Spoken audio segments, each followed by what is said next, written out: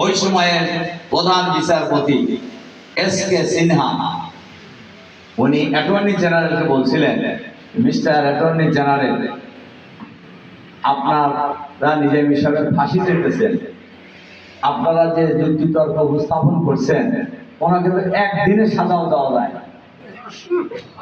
কিন্তু রায় দেওয়ার সময় কি দিচ্ছে? ফাঁসি দিচ্ছে। তার মানে এই রায় ওনারা লেখেন, এই রায় অন্য জায়গা থেকে লিখে দেওয়া হয়েছে, ওনারা কোর্টে পড়ে শোনায় দিচ্ছে।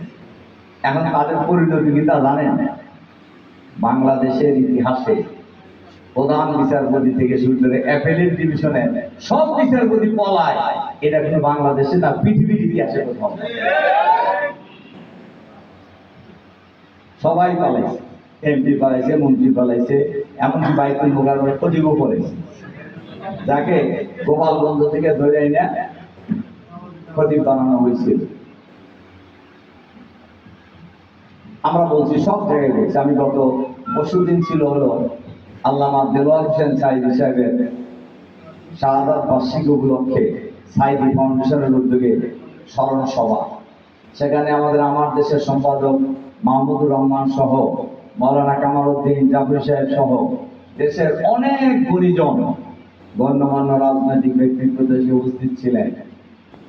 এবং এইটা হয়েছে আবার ওই হলে যে হাসপাতালে সাইদি সাহেবকে হত্যা করা হয়েছে, বিজি হাসপাতালের অডিটোরিয়ামে। আমি সেখানে বলছিলাম আমার আলোচনার সময়, বলুন দেখেন আল্লাহর যে খেলা, এই যে আল্লাহ ছাড়া আর কেউ, যে হাসপাতালে সাইদি সাহেবকে পরিকল্পিতভাবে হত্যা করা হয়েছে সেই ডাক্তাররা আর নাই, সবাই পালাইছে।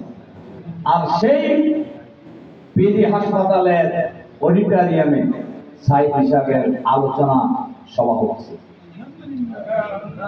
আল্লাহ চাইলে পারে না? এটা বলেন, পারে কিনা? আল্লাহ চাইলে পারে। নিজামী সাহেবের বিরুদ্ধে যারা সাক্ষী দিছে তারা এখন এসে জামাতে বিশেষে বলতেছে যে আমাদেরকে জোর করে সাক্ষী দেওয়া হয়েছে, আমাদেরকে বাইরে রেখে সাক্ষী দেওয়া হয়েছে। এরকম করছি, কাউকে জোর করে করছে, আবার কাউকে লোক দেখা করছে। সম্মানিত ভাই এবং